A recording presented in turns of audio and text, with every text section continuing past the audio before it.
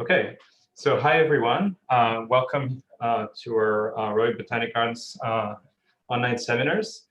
So before we start, I would like to acknowledge the Gadigal people, the traditional custodians of the land from which we're broadcasting the seminar today, and pay our respects to their elders, past, present, and future. So today we would like to welcome Elizabeth Joyce from the Australian Tropical Herbarium in Cairns, and I suppose also the University, James Cook University. And Lizzie is just finishing her PhD right now on different topics, from what I understand. So you've been working on biogeography between the Sunda and Sahul plates, and this is what you're presenting today. But Lizzie has also been working on many other things, including a giant phylogeny of Sapindales, which I'm sure she'll be presenting another time. So thank you so much, Lizzie, for accepting to give this talk from Cairns, and welcome. Off to you. Cool, thank you very much, Hervé. And thank you very much for inviting me to speak today and for everybody for tuning in. Like Hervé said, my name's Lizzie Joyce. I'm a PhD student from the Australian Tropical Herbarium and James Cook University in Cairns. And I've been supervised by Darren Crane, Kevin Tierley, Katarina Naga, and Joe Holton. And for the past 4 years or so now, my research has focused on trying to understand the Sunda-Sahul Floristic Exchange and the effect that that has had on the evolution of the flora of the region.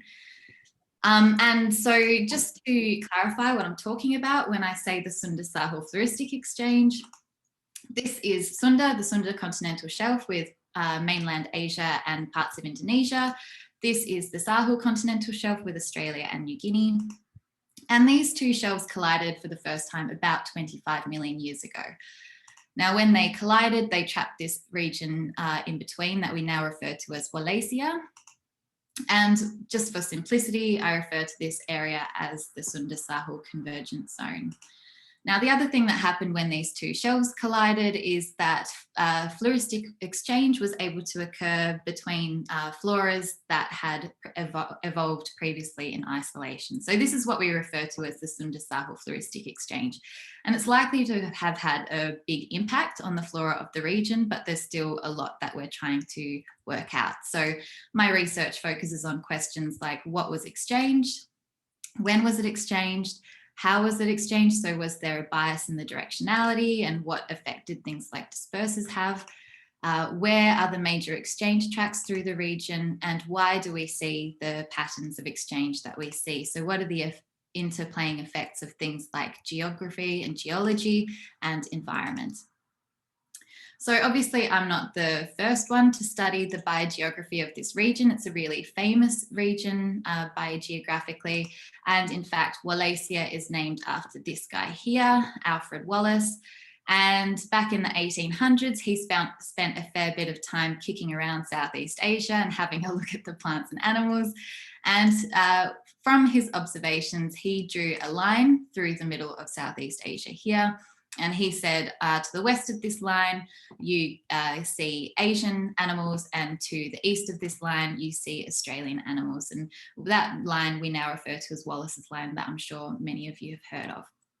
So it wasn't until the 1900s that this guy, Merrill, and his mate Dickerson actually considered the distribution of plants through the region. And they looked at Wallace's line and they thought, well, yeah, he kind of got it right. But when you look at dipterocarps, actually the line should go to the west of the Philippines instead of to the south of the Philippines.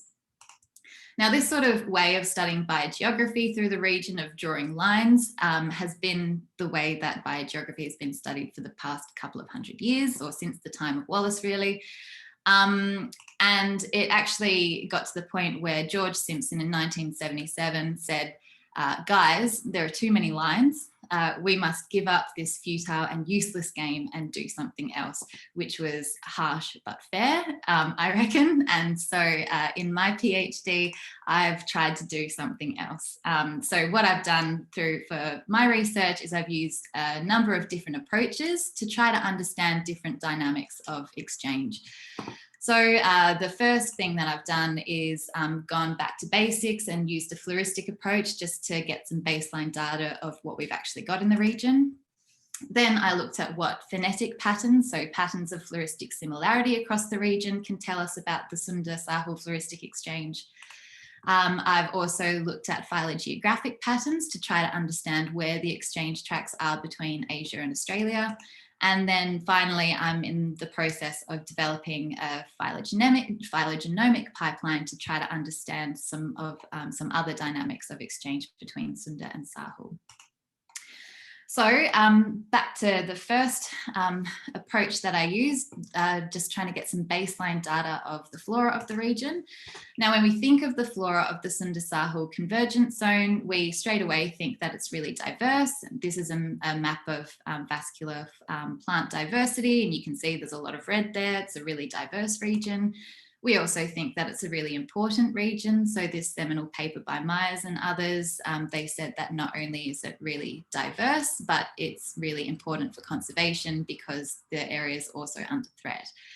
But despite the fact that we think it's diverse and important, we actually still don't really know what's in the region. So there's no list of vascular plants throughout the whole region. There have been various accounts of flora for particular islands or subgroups of plants, but no one's really compiled the flora across the whole region. This is obviously a concern for our understanding of biodiversity in the region and conservation, but it's also a problem if we're going to understand the evolution of the region and how it came to be the way it is today. So the first port of call for my PhD was to create a checklist of vascular flora for the region. So it was important that it covered the whole region from Sunda, Wallacea and into Sahul, that it was done with consistent nomenclature across the entire region so that subregions could be compared, and that it was done in a systematic and digital way so that it can be updated into the future with nomenclatural and taxonomic changes and as new species occurrences came up. So I won't go too much into the detail about how I did it, but in a nutshell, I went to the literature and various researchers and got as much information as I could about what flora is where. I digitized all those sources and extracted the plant names from them. A lot of those sources were quite outdated in terms of their taxonomy, so I then had to make the taxonomy consistent, and I used Taxonomic Name Resolution Service to do that. I then coded each species into regions. So I coded them by a continental shelf, by country, and by island groups. And I actually split up Australia into phytogeographic subregions as well. And then I had to do a whole bunch of data cleaning, getting rid of weeds and that sort of thing as best as I could. What I ended up with after that work was a big list, and there are 60,418 species of vascular plants in the region. So that's a fun fact for your next dinner party. That comprises about 16% of the global plant diversity. And for the first time, we've actually been able to quantify that makes this region as diverse as the neotropics. So we've got, what this list has shown us is that we have got a really significant proportion of Earth's biodiversity in this region. However, it should be emphasized that this is a preliminary checklist. So this project was just about synthesizing all the information that's already out there about the flora of the region in a systematic way. But the issue is that because it was done in a systematic way, there are mistakes in there and errors. So what really needs to happen next is for experts in particular groups to go through and verify the occurrences and names of those species in the list. And we've actually been really lucky that Flora Malaysiana and Singapore Botanic Gardens have picked up this project, and we're going to work on, we've formed a steering committee and we're actually working on doing just that. So we're going to get this checklist verified by expert taxonomists. We're going to, and then Singapore Botanic Gardens has put some money in to turn this into a searchable website and a position for somebody to keep this checklist up to date. So it's really exciting, it's early days, but hopefully that will be a resource that will be useful for researchers in the region into the future. So now we have some baseline data of what plants are actually in the region. The next step that I wanted to do was try to understand what floristic distribution can tell us about the Sunda-Sahul Floristic Exchange. People have looked at distribution before. I guess that's the basis of what these drawing line sort of studies have been. But the issue with the drawing lines is that these lines change depending on which subset of taxa that you're using, and even more recent sophisticated multivariate analyses of floristic composition in the region still rely on subsets of taxa. The other issues is that Australia is never included in these studies, even though it's a significant component of the Sahul continental shelf, and we still don't really understand what the drivers of these patterns are. So what I wanted to do is include the list that we generated in the first part of my PhD to look at floristic distribution using all taxa. It meant for the first time we can actually get an understanding of the scale of the exchange, so how much of the flora between Sunda and Sahul is actually shared. And also we wanted to throw some environmental data in there to try to understand whether things like these biogeographic lines do actually drive floristic composition, or whether it's things like environment or geology or something else. So this summarizes the flora of the region from that checklist that we generated at the species level, the genus level, and the family level. And the take-home part of this figure here is this black part of the pie chart. And this black part represents the percentage of taxa that are shared between Sunda and Sahul. So you can see at the species level, it's about 12% of species in the region are shared between Sunda and Sahul. But then when you go up to the genus level, almost 50% of the genera in the region have jumped between Sunda and Sahul. So what this tells us straight away is that the Sunda-Sahul Floristic Exchange has really played a really important role in what the flora of the region looks like, and plants have actually moved around in the region quite a lot. Then I threw the floristic data into a multivariate analysis. So for anybody that might not be familiar with this, this is an MDS plot. Each dot here is a different region, which is shown on the map here. And the closer together the dots are, the more similar the floristic composition of those regions are. So if we color that by the regions of the map, what you can see straight away is that floristic composition does not follow geography. It's not a map. So the best example of this is up here. You've got New Guinea and mainland Asia coming out as having really similar flora, even though geographically they're quite far apart and they're on completely different continental shelves. The other thing that you can see is that Liedecker's line and Wallace's line don't really explain much of the difference between floristic composition. So there's obviously something else that's driving the phytogeography of the region. So we threw some environmental data into this analysis. So what we have here is the same MDS plot as I showed you on the previous slide. So these are all the regions, and their closeness represents floristic similarity. And when you put environmental data on top of it, you can get an idea of how much variation in floristic composition is explained by different environmental factors.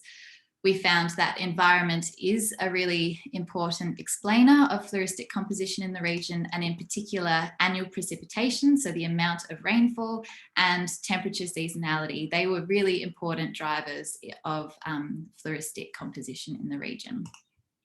Now, the other thing that we found that was an important influence of floristic composition was available land mass. So the way we figured this was we came up with a novel way of looking at historic connectivity between different regions. So in each circle here, we have different island groups. Those island groups are coloured by which continental shelf they come from. So green Sunda, red Sahul, and blues Wallacea. And then the thickness of the line connecting those regions represents the amount of floristic exchange that has occurred between those island groups. And that's at the species level, this one's at the genus level, and this one's at the family level. And what we can see from this graph is that at the species level, there has been exchange that's occurred between pretty much all of the island groups. But when you get up to the genus level and the family level, exchange becomes dominated between these 5 island groups. So mainland Asia, Borneo, Australia, Philippines, and New Guinea. Now, one of the reasons that we think that this is that these island groups are thought to have been emergent for most of the Cenozoic. So they've been above sea level. So there's actually been landmass for plants to colonize. The other thing about these 5 land masses is that they've had a history of high connectivity. So this is what the Earth looked like 40 million years ago. We've got mainland Asia here. This is Borneo. Here we've got the Philippines and then parts of New Guinea out here. So historically, these land masses have had a lot of connectivity as well. So that's probably why we see exchange dominated between these land masses as well. And that's how we end up. So from phonetic patterns, we can see that plants have done a lot of crossing between Sunda and Sahul. They don't really care about the lines of Wallace and others. And the Sunda-Sahul Floristic Exchange has had a really major influence on the floristic composition of the region. However, it's establishment conditions that really has an interaction with the exchange and phytogeography, in particular environments and available land mass throughout the Cenozoic. So the next thing that I wanted to do is use a phylogeographic approach to try to understand where exactly plants might be exchanged across the region. And so thinking about exchange tracks, I'm not the first to think about this. So Van Steenis did a lot of work on exchange tracks throughout the 1900s.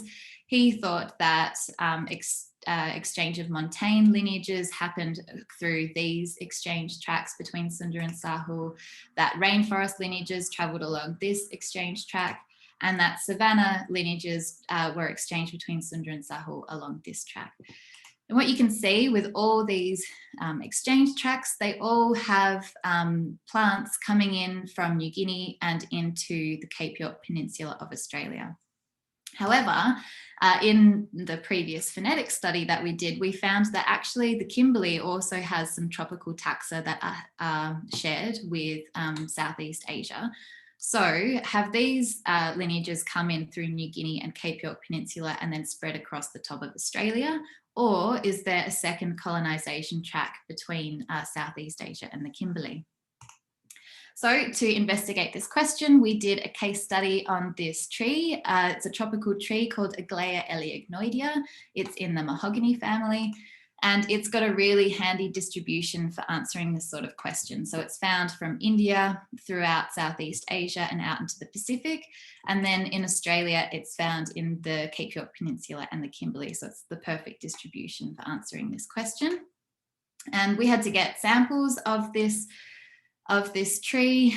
Obviously, being such a widespread species, it was not possible to do fieldwork across the entire distribution. We did a bit of fieldwork within Australia, but then most of our samples came from herbaria. So I was really lucky to be able to work with this lady here, Dr. Caroline Pennell. We spent a lot of time traveling around the world to different herbaria, collecting samples from herbarium specimens. Something that was really cool was we collected a sample of this specimen, which was collected by White back in 1835. So almost 200 years old, and we were able to extract DNA from it. So it's really cool to be able to do that sort of work these days. And then from the DNA, we sent it off for DART sequencing. So I was really lucky to be able to collaborate with Maurizio Rossetto, Sam Yap, and Peter Wilson on this. So they're all part of this project. So we ended up with the samples that you can see, the black dots here, from across the distribution of Aglaya eleagnoidea, and a lot of SNPs from a lot of loci. And the first thing that became really apparent from the data is that we were dealing with two different things. So here we have a PCA, so this just shows genetic similarity. The coloured dots are all samples of Aglaya eleignoidea, and then the letters are outgroup species. So things that we know are completely different species. And so it became clear straight away that Aglaya eleignoidea probably isn't all the same species. This also wasn't a complete surprise. There are some morphological characters that we can identify that correlates with as well, and we're in the process of writing these up as separate species, but it meant for the purposes of this study we could sort of ignore these blue samples and just focus on the green samples to answer the question of, or to investigate the question of colonization tracks between Australia and New Guinea, or Australia and Southeast Asia, I should say. And this is the take-home message of the paper, really. So it's a bit, there's a lot in here, but I'll walk you through it. Down the bottom here, we've got analysis similar to a structure analysis. And so we've got each individual as a separate bar down the bottom, and the bar, the different colors of the bar represents the ancestry of each individual. So the more similar the bars are, the more shared ancestry those individuals have. So here they're grouped into populations. So here we have all the Kimberley individuals, but then that's all summarized in these pie charts up above on the map. So the more similar the pie charts look, the more shared ancestry those populations are likely to have. Now, so straight away, you can see that there's a lot of genetic structuring across the distribution of Aglaya eleignoidea. Interestingly, if you look at the Cape York Peninsula populations, genetically, they're really different from the Kimberley populations. And then we did a tree mix analysis to model the pattern of splitting of those populations across the distribution as well. So that's the black line that links these population pie charts. And what you can see is we've got the Cape York Peninsula populations splitting off from New Guinea and the Kimberley populations splitting off from Timor. What this tells us is that we have one colonization track between New Guinea and the Cape York Peninsula. We think that it's a contemporary exchange track, so the exchange is ongoing and that there is ongoing gene flow. This makes sense because there's been a recent land bridge between New Guinea and Australia. Also because the known disperser of Aglaya eleignoidea, which is the pied imperial pigeon, is known to migrate between the Cape and New Guinea every year. Now, the Kimberley exchange track, on the other hand, between Kimberley and Timor, we think that that's a historical exchange track. So that's how Aglaya eleignoidea got into Australia, but exchange is not ongoing. This makes sense because there's never been a land bridge between the Kimberley and Timor, but also because the disperser pied imperial pigeons, they are in the Kimberley, but they don't go anywhere. They remain within the Kimberley. So from phylogeography, we can see that there are actually two exchange tracks between Asia and Australia, not just the one. We did some environmental niche modeling as well to back this up, and I won't go into it now, but you can ask me about it later if you want. So that was how phylogeographic techniques can give insight into the exchange.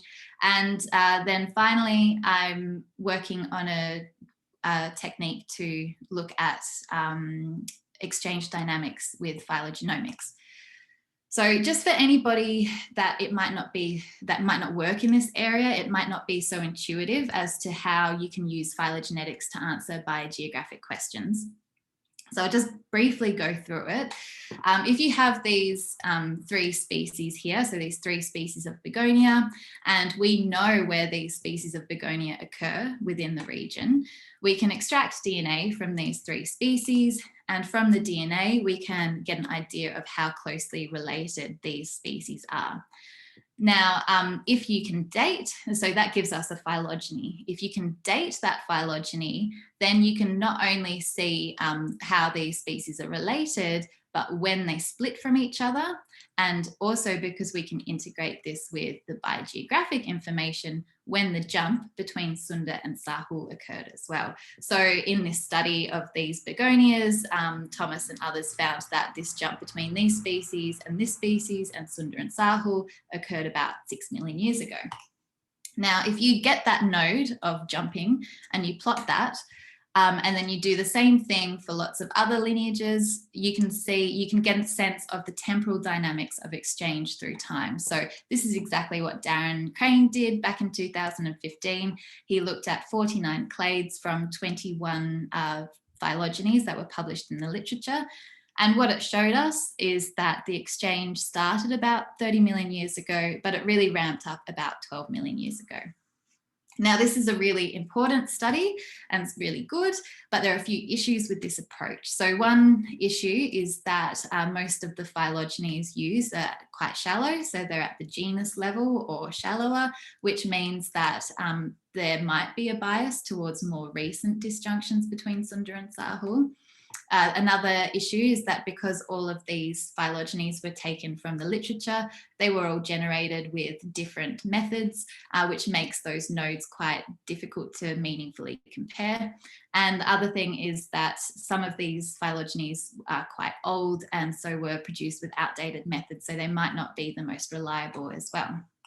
So to combat this, I thought I could take advantage of new phylogenomic data and produce one big phylogeny at the ordinal level. So that's going to give me older disjunctions, but also more recent disjunctions. Because it's one big phylogeny, all of those nodes will be produced using a consistent method. And then I'll also be using the latest methods and data. So hopefully the results are a bit more reliable as well. So to generate this big phylogeny, I was really, really lucky to be able to collaborate with some scientists at the Royal Botanic Gardens Kew on their Pathol Project. And I believe Bill Baker, who heads up the Pathol Project, gave you guys a talk a couple of months ago. But pretty much what the Pathol Project aims to do is create the angiosperm tree of life. So they aim to get 353 genes from each genus of flowering plant and each genus of fungus. I was really lucky to be able to lead the project for Sapindales. So I got to collaborate with these really amazing experts in Sapindales. And just a bit of background on Sapindales itself. So it's an order within flowering plants. There's about 479 genera within the order and about 6,500 species. It's a really economically important order of plants. So you have things like citrus and mangoes, frankincense and myrrh. You've got lots of medicinal compounds that come from this order as well. But the reason that I chose it to study Sunda-Sahul Floristic Exchange dynamics is because it's really diverse in the Southeast Asian tropics. So there'll be a lot of jumping, or there should be a lot of jumping between Sunda and Sahul. It inhabits a diversity of biomes, so I can ask questions about how environment might have to, the role that environment might have to play in exchange. And it's also morphologically diverse, so I can also ask questions about how traits might have an effect on exchange as well. So that's me in having a classic tourist photo. I spent about 4 months in Kew a couple of years ago doing this work. So I had samples sent to me from my collaborators of various genera in Sapindales.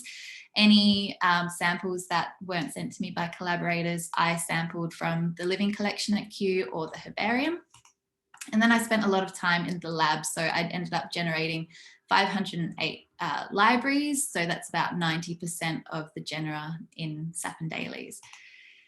Once I got my data back, I combined it with transcriptome data from the short read archive and retrieved those genes using HivePiper against the new target file, which has been produced by Todd McClay and others down in Melbourne. And that actually made a really big difference to the recovery of my genes, if anyone's interested. I then got to do my data exploration and cleaning with the new pipeline produced by or developed by Lars Nauheimer at the ATH. And this is a really cool pipeline for, giving me insights into all sorts of reticulation and things that I have to stop myself from getting distracted from because it's not the purpose of my PhD. And then I ended up generating trees using IQ-Tree and Astral. And that's what I ended up with. And I bet you guys are thinking, cool, Lizzie, that's great. I can't see anything. But I'll put it in context for you. So the last phylogeny of Sapindales that was produced was done back in 2016 by Alexandra Milner and others. It was a really good study. They used 3 genes, had about 30% of the genera represented and 207 samples. In the phylogeny that we've produced, we've used 353 genes with about 90% of the genera in Sapindales and 477 samples. So there's a lot more data. And what that's meant is that we've been able to resolve family relationships for the first time that we haven't been able to before. So for example, where Sapindaceae fits within the order, we've been able to resolve a lot of tricky genus relationships, and also got insight into all sorts of cool reticulation events and that sort of thing. But if I'm focused on trying to understand or use this phylogeny to understand the Sunda-Sahul Floristic Exchange, the next step that I needed to do was date the phylogeny. So to date the phylogeny, I used 30 fossil calibrations from across the order, and we used a rigorous way of assessing the reliability of those fossils for calibration as well, according to the criteria in PARM 2012, and that's all been scored against the Hervé's eFlower database. So hopefully this data will all be available for other researchers in the future as well. And then I used a couple of different methods to have a go at dating the tree. What ended up being most reliable, or most reasonable, I should say, was the Beast relaxed clock. But again, if I'm interested in understanding the Sunda-Sahul Floristic Exchange, the Sunda and Sahul shelves came together about 25 million years ago, and this is 25 million years. You can see, because this is a genus level phylogeny, there's not many nodes where there's going to be jumping between Sunda and Sahul with a genus level phylogeny. So I really needed to integrate this with species level data. So to do that, I went to GenBank and I mined it for almost 4,000 species within Sapindales. I retrieved around, or a maximum of 10 genes from each sample. And then I made a custom target file for those genes and extracted those same genes from GenBank from my angiosperm 353 samples, so my next generation samples that were included in my genus level phylogeny. And what that meant is that if this is for the family Simarubaceae within Sapindales, for example, I had my genus tree, which was generated with that next generation data, which had high support in terms of its topology. So then I was able to, because I extracted those same, the GenBank genes from these samples as well, I could then generate a species level tree using this next generation genus tree as a constraint. And then at the moment, I'm just working on dating this tree, which is proving to be challenging. So I'm trying a couple of different methods to do that as well. And that's using secondary calibrations from the genus level tree. So once I can finalize and get a way of dating these trees that I'm happy with, I can continue with biogeographic analysis. And then I'm looking at trying to answer questions like, well, is there a bias in the directionality of exchange in Sapindales, and what sort of temporal dynamics are there? But also, what are the effects of traits? So if you are a lineage that is bird dispersed, are you more likely to jump between Sunda and Sahul? And then also flip the question as well. So if you do jump between Sunda and Sahul, what effect does that have on diversification within Sapindales? So these are the 4 different approaches that I've used within my thesis research so far, and hopefully there's more to come in terms of insights into the floristic exchange. But so far, what's become really clear from these methods is that the Sunda-Sahul Floristic Exchange is a really spatio-temporally dynamic phenomenon, but it's been really important in shaping the flora of the region. Environment and available land mass has had a really important interaction with exchange dynamics. We've found that there are multiple colonization tracks between Southeast Asia and Australia, not just one. And finally, it's a really exciting time to be working in phylogenetics and phylogenomics and using these new techniques to hopefully gain more insight into the exchange as well. So finally, a huge thank you to all of the people that have helped and my collaborators with these projects. There's been so many people involved and I can't name them all, even though I'd like to, but particular thanks to my supervisors, Darren Crane, Katarina Naga, Kevin and Joe, to my collaborators, many of whom are down in Sydney, so thank you guys very much. Contributors that contributed samples or access to herbaria or help with analysis, and also my funders without whom this work would not be possible. So thank you, and finally, thank you all for listening. Thanks.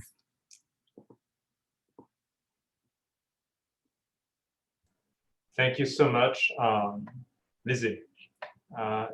Jason, would you like to stop the recording?